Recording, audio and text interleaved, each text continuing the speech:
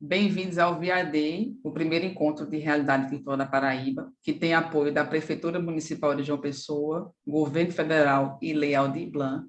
O nosso convidado agora super especial é o Rodrigo Carreiro, professor do programa de pós-graduação em comunicação da UFPE, é pesquisador bolsista de produtividade do CNPq, professor do bacharelado em cinema da UFPE e também o meu grande orientador aí do meu mestrado, uma pessoa que eu quero levar até os confins, né, da minha vida. Rodrigo, muito obrigado por ter aceitado o convite de estar participando desse evento, e a gente vai entrar num tema muito bacana e super importante, né, que é o papel do som.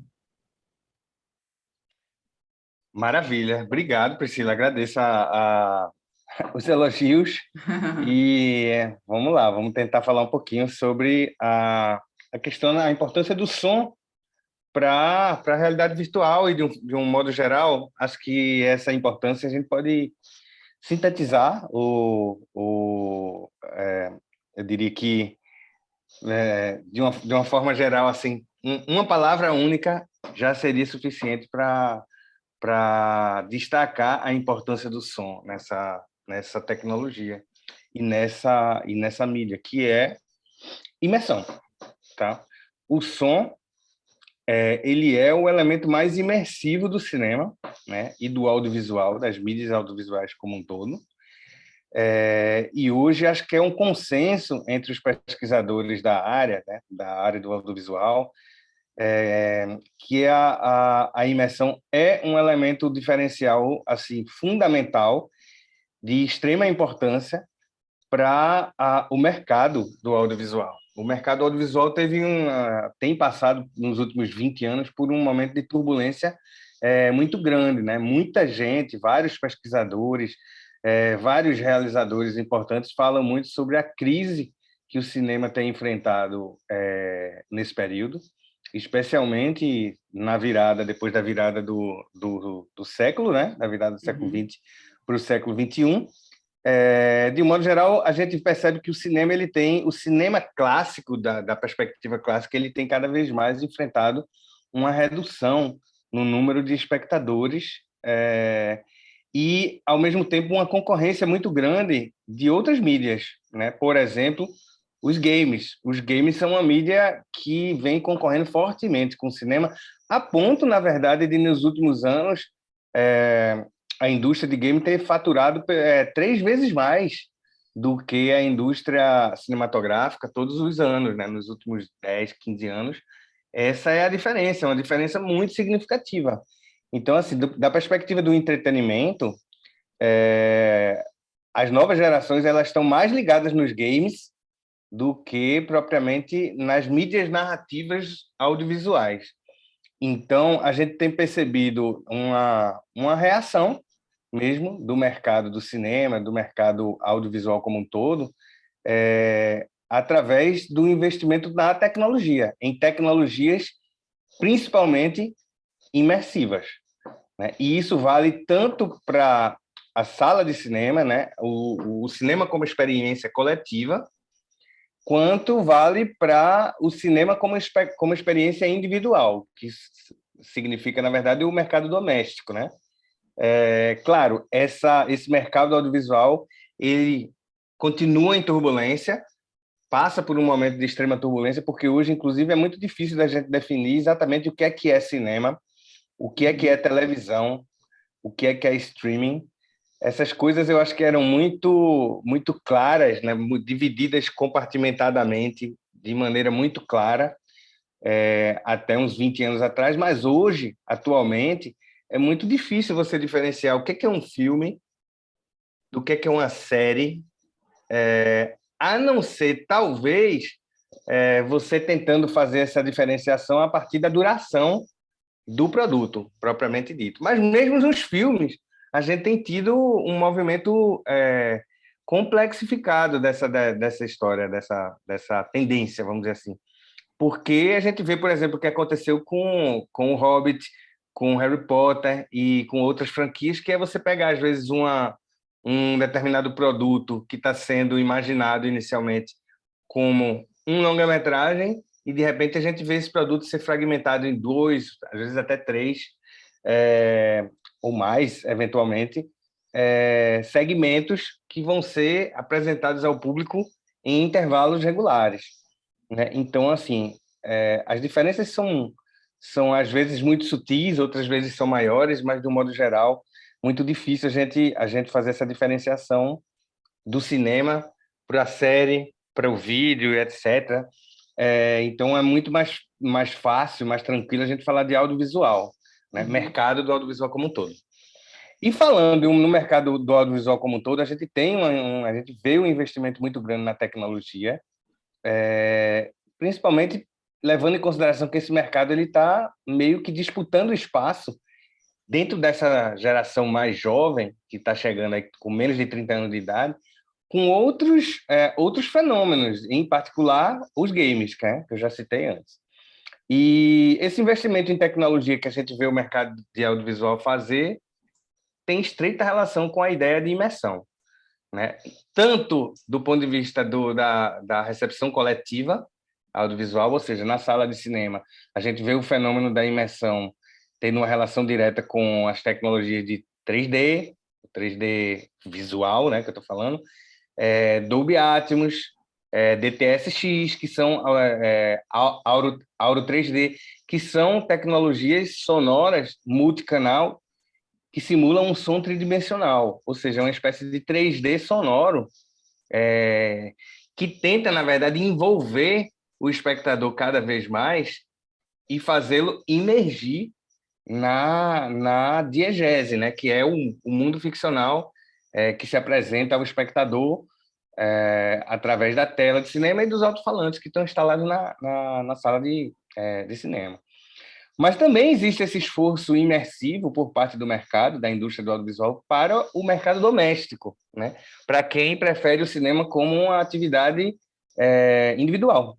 Então, nesse sentido, assim, tanto as séries que hoje estão na televisão, mas também estão no streaming, e aí estou falando de Netflix, estou falando de Amazon Prime, estou falando de HBO, estou falando de tudo isso que envolve o audiovisual para o mercado doméstico, né? Para as pessoas assistirem em casa. Existem tecnologias também imersivas que estão à disposição do público para o mercado doméstico, né? E no caso do som, particularmente, a gente tem o soundbar, que é uma tecnologia relativamente barata, na qual você consegue simular, de uma maneira um pouco mais simplificada, mas simular o sistema multicanal que é utilizado em cinema, e tem algumas tecnologias relativamente ainda em fase experimental, feitas para quem prefere assistir o filme não no home theater ou na televisão, mas na tela do computador usando fone de ouvido, né? E aí, dessa perspectiva, o que une todas essas múltiplas possibilidades de recepção, possibilidades de consumo audiovisual e tecnologias distintas que existem para essas diferentes possibilidades é justamente a ideia de imersão. Todas essas tecnologias, seja para tela grande, seja para tela pequena, seja para televisão, seja para o computador, seja para o home theater, seja para soundbar, seja para o fone de ouvido, todas essas tecnologias elas apostam na imersão. E o que é imersão? Imersão é a ideia de que o espectador, ele não o novo espectador, o espectador do século XXI, vamos chamar assim, ele não é mais um espectador passivo que se senta numa cadeira para assistir ao filme como quem olha para uma janela, onde está acontecendo alguma coisa, né? O novo espectador, o espectador do século XXI, ele está colocado dentro da janela. A janela, na verdade, virou uma caixa, a gente pode chamar de caixa cênica, para tirar para pegar um conceito que vem do 3D, né? Como você bem conhece, e dizer que essa caixa cênica, na verdade, ela é construída muito, né, de forma muito significativa, através do som, porque, evidentemente, a visão ela é unidirecional, a gente só consegue olhar para uma direção de cada vez. Mas o som não, o som é multidirecional. Ele nos chega quer a gente queira, quer não. Ele chega no nosso ouvido, mesmo que a gente tente vedar esses ouvidos, o som vai chegar, né? Então, e vai chegar de todas as direções. Então, na verdade, quando a gente fala em caixa cênica, talvez seja muito importante a gente levar em consideração que a tridimensionalidade geográfica, o espectador só consegue construir inteiramente se ele tiver um som imersivo, né? E para esse som imersivo acontecer, e eu queria mencionar isso até para não ficar muito exaustivo e muito rápido, existem algumas tecnologias que estão em uso atualmente. Essas tecnologias, elas inclusive, assim, estão em estágios diferentes de desenvolvimento e de utilização por parte do mercado, mas todas estão aí, sendo pesquisadas e sendo atualizadas a cada nova fase do mercado, né? Então, assim, a gente tem, no caso do cinema, do audiovisual mais cinematográfico, a gente tem o som surround. A gente chama de som surround. A trilha sonora, e eu estou falando como trilha sonora aqui, o conjunto de todos os sons que compõem a parte acústica de um filme, né? A trilha sonora, ela é reproduzida através de múltiplos alto-falantes que são colocados num eixo horizontal e em novas tecnologias que foram introduzidas depois do ano de 2012, portanto, já tem 10 anos que essa tecnologia está disponível no mercado, também no eixo vertical. Ou seja, eu consigo hoje, dependendo da tecnologia que eu vou utilizar, ouvir um filme ou fazer um filme, dependendo da perspectiva que eu quiser adotar, com o som vindo de múltiplas direções e me envolvendo completamente, de todos os lados, inclusive nas diagonais, nos eixos diagonais, vindo de cima e até mesmo, às vezes, vindo de baixo através da reflexão, né? O som que reflete na parede, no teto, no chão, etc. Então, assim, esse eu diria que é o grande filão de som imersivo explorado pelo mercado do audiovisual atualmente.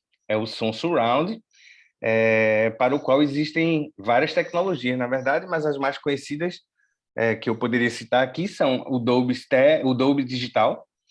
Ainda hoje, a tecnologia mais utilizada de som para audiovisual, embora essa tecnologia tenha surgido já em 1992, tá? Uhum. E o Dolby Digital, na verdade, ela é uma tecnologia que permite a reprodução sonora em até 6 canais, sendo 3 frontais, direita, esquerda e centro, 2 laterais, né? Aliás, 2 traseiros, esquerdo e direito, e um canal exclusivo para sons muito graves, que é o chamado surround, é o ponto 1 do som 5.1, que é como a maioria das pessoas conhece essa tecnologia. Mas existem outras tecnologias mais recentes, já instaladas em muitas salas de cinema ao redor do mundo e também disponíveis em determinados aparelhos para reprodução caseira, né? Que é a tecnologia do Dolby Atmos, que é capaz de reproduzir até 64 sons simultâneos, vindo de diferentes alto-falantes colocados ao redor do espectador no eixo horizontal, mas também no eixo vertical. E outras tecnologias, das quais a mais conhecida é a Auro 3D, que basicamente funciona da mesma maneira que o Dolby Atmos. Elas são um concorrente da empresa, mas a tecnologia é a mesma, inclusive usa o mesmo princípio, que é o princípio de tratar os sons como objetos. A gente chama de objeto sonoro. Então, assim, quando você vai sonorizar um filme utilizando essa tecnologia, você não está mais juntando um monte de sons e empilhando eles e colocando-os para reproduzir num determinado alto-falante. Não é mais assim. Você seleciona os objetos sonoros, os sons individualmente falando, e encoda no arquivo sonoro, gráficos espaciais em 3 dimensões. Porque quando esse som for ser reproduzido, seja numa sala de cinema, seja na sala da sua casa, né, com a devida tecnologia de reprodução, o alto-falante que estiver mais próximo daquelas coordenadas que estão encodadas no som é o alto-falante que vai reproduzir aquele som. Então, é uma tecnologia muito maleável, capaz de ser reproduzido em diferentes sistemas. Aqui podem ir desde 6 ou 8 alto-falantes nos casos mais modestos, até 64 alto-falantes nas salas maiores e mais caras, né? Essa é a tecnologia mais utilizada e ela hoje é uma tecnologia já bastante massificada, quer dizer, existe na Netflix e na Amazon Prime, por exemplo. Se você tiver assistindo em casa um filme e quiser ouvi-lo dessa maneira imersiva, você pode, né? Não todos os filmes, mas uma parcela dos filmes, especialmente aqueles, evidentemente, aqueles mais caros, os filmes de Hollywood e tal. Se você quer assisti-los em casa, você tem o aparelho adequado para decodificar essa trilha sonora, a Netflix, a Amazon Prime, a Disney+, e as grandes plataformas de streaming, elas têm já vários filmes disponíveis com essa tecnologia para consumo doméstico, assim como, evidentemente, nas salas de cinema, né?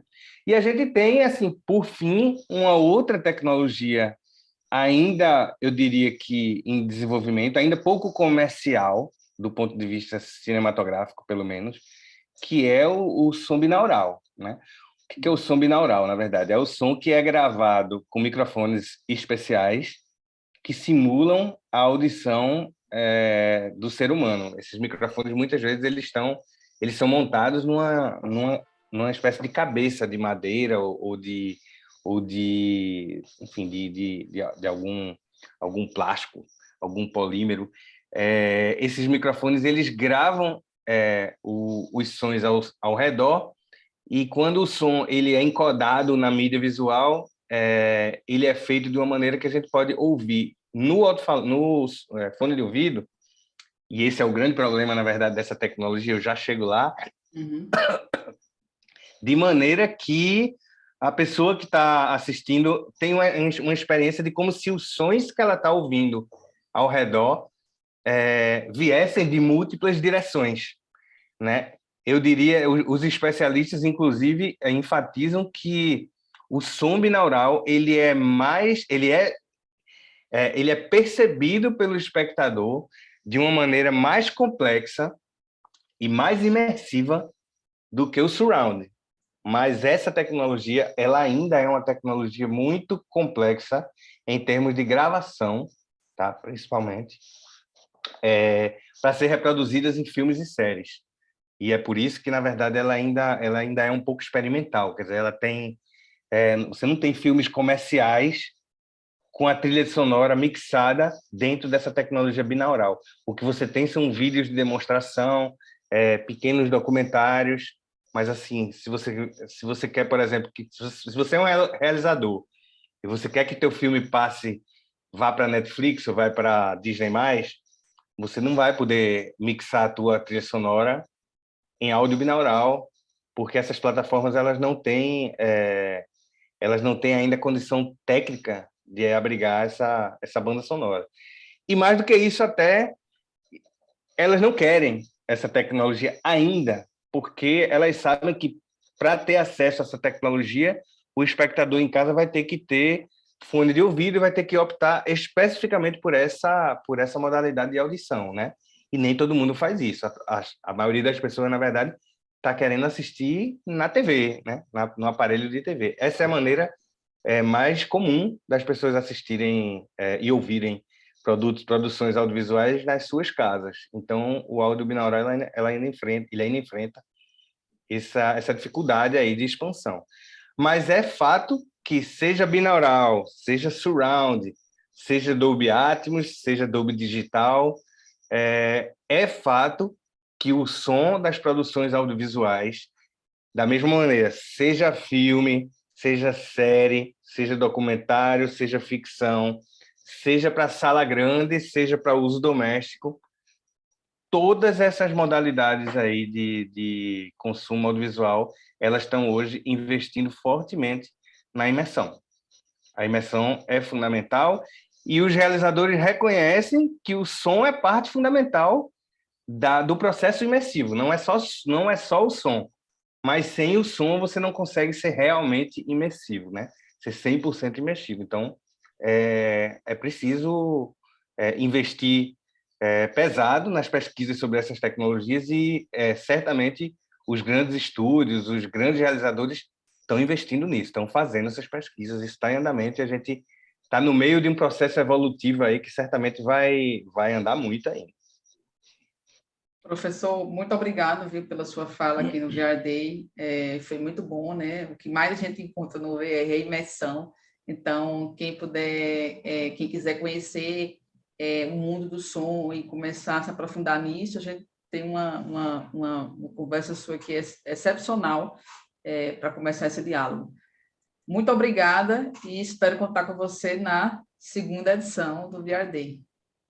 Vai ser uma honra para mim. Eu que agradeço a oportunidade e estamos aqui, sendo à disposição para essa discussão acontecer sempre. Pode ter certeza que na segunda edição, provavelmente a gente já vai ter outras tecnologias e avanços para abordar, um pouco diferente do que está acontecendo hoje, né? Esses avanços estão sendo muito rápidos. Então, tenha certeza, daqui a pouco a gente está conversando sobre outras coisas. Exatamente. Toda semana a gente tem uma novidade diferente. Isso aí. Pois muito obrigada ao pessoal de casa. Fica ligado na programação do VRD e confira outras palestras aí excepcionais que estão na programação.